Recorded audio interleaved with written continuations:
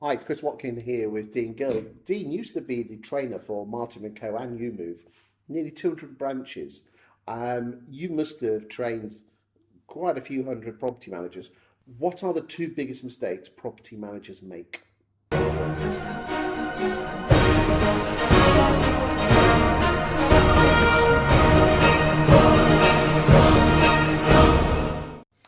think the first one that they make is not starting to have a relationship with their client. That I, sounds pretty basic. yeah, it does. Yeah. The theme here is that I'm quite a basic person, but I just don't like to overcomplicate it. And I think the problem is we get into problems in deep water because we try to overcomplicate it. Okay. Um, and I'm all about client relationship and communication. And I just feel if you look at a typical lettings business, and if you compartmentalised it, valuer, lister will go out, bit of biz gen, will get their property on the market. Very much a people person, Yeah. outward going. Exactly. Negotiator, people person, doing the viewings, matching the property, getting the applications on board. You may well have a lettings coordinator that will support the neg in getting that deal done. And then you've got the property manager who tends to be more systems orientated, process driven, and not gregarious, very detailed, want to get everything right. Hidden out the back. Yeah. And I'm not saying they should be sat at the front because that's not what their prime role is to do. But what you tend to find is property managers in the main, and of course it can work differently in different businesses, but generically property managers won't have any form of responsibility for that property until the tenant's in. And then what happens is 6-8 weeks down the line, when it's time for a first visit, first inspection, first management visit, whatever you choose to call it, as part of a contractual obligation to the landlord, all of a sudden the tenant's hearing from that person for the first time. They don't know who they are from Adam. And sometimes that can cause a bit of friction. Why are you coming into my property? What? You've got the keys? And all these sorts of things. So I think that the first biggest mistake is what property managers tend to not do is, if they have no engagement with tenant and landlord before the tenant moves in, is finding the quickest opportunity to start building a positive relationship. Because let's be honest, getting a phone call 8 weeks into a tenancy, 12 weeks into a tenancy saying, I'm going to be coming around your house, sounds a bit like sending the Stasi around, doesn't it? Yeah, exactly. I'm coming to see how you're living. And of course, you cannot tell anybody how to live. When someone is renting that property, in effect, it's their property for that period of time. So what you're basically saying is find an excuse before the tenant moves in to introduce yourself. Probably even say, I'll be giving you a call in 2 or 3 months' time, just to say hello. Obviously, we need to keep, make sure that everything's okay. We have an obligation, and then it won't be an issue. It won't be an issue. 24, 48 hours after that tenant's moved in, pick up the phone, introduce yourself. What about even getting involved before they even move in? Absolutely.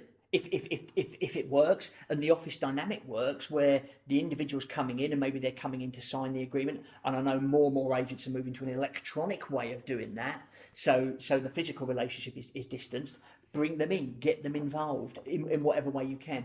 Can't always work due to how businesses operate. And I think if you can't do that, make sure that as part of the process, as I said, 24, 48 hours, they pick up the phone, introduce the tenant. Have the first 24, 48 hours been okay? Have they checked their inventory? Nice touch. Have they checked the inventory? If that's still an outstanding element to it, again, different businesses work that way, and set the scene for the forthcoming weeks and months ahead. I'm with you. Classic. What's the second mistake property managers make? I think, again, from my experience. And you've got a lot of experience. I hope so. Thank you. I think it's lack of attention or lack of seriousness to what may be perceived to be a trivial issue. Really? Now that sounds a bit loose there, doesn't it? Let me try and qualify that for you. When you look at maintenance, if a tenant rings up and the toilet seat's broken, as an example. Now, some people will argue, well, they sat on it, they broke it, etc., etc. But at the time, it's seen as it could be quite a trivial thing. And I saw this a few years ago, and it's always resonated with me. This particular issue got reported. 3 months later, there was a massive complaint coming in because at the time it was a trivial job, but you know what these things are like, the snowball effect starts. So I always believe that property managers should have a maximum window to get any job done. And I appreciate certain jobs that are very serious will take longer to get resolved financially, the seriousness of the job. You know, if all of a sudden you've got to have a whole new boiler and heating system put in, you're not going to get that done in 48 hours necessarily. No. But communication is key there. And I think you need to make sure you've got a window of probably no maximum 14 days. Okay, what top tips have you got for bosses of property managers to ensure that everything's going swimmingly well? Because let's be honest, when the bosses only tend to hear about it when things go nuclear. Exactly. So bosses need to be proactive in understanding. I'm all for prevention rather than cure.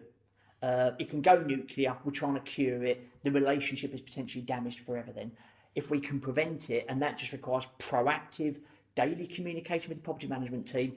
10 minutes round the table, not in a morning meeting. A morning meeting isn't about that. A morning meeting is obviously setting the day up overall for the team. But I think then following that morning meeting, 5-10 minutes with the property managers, their live jobs, where are they up to, where are the challenges? And correct me if I'm wrong, but I believe that, because you, as I said, you're now a freelance trainer, you can go into a business and see how the dynamic works and give advice. Give advice. I can sit down with property managers. We can look at how they manage their day. Because being an independent agent, especially a boss, it's a lonely old game, isn't it? It is. When it's just you, and you can tap into other bodies and of course other training and support functions and so forth. Me, if you chose to. But when you're not part of a wider group, sometimes it's difficult to work out where you might be able to go. We can't ask your competitors in, can you, to help where am I going on with our business? Yeah, exactly.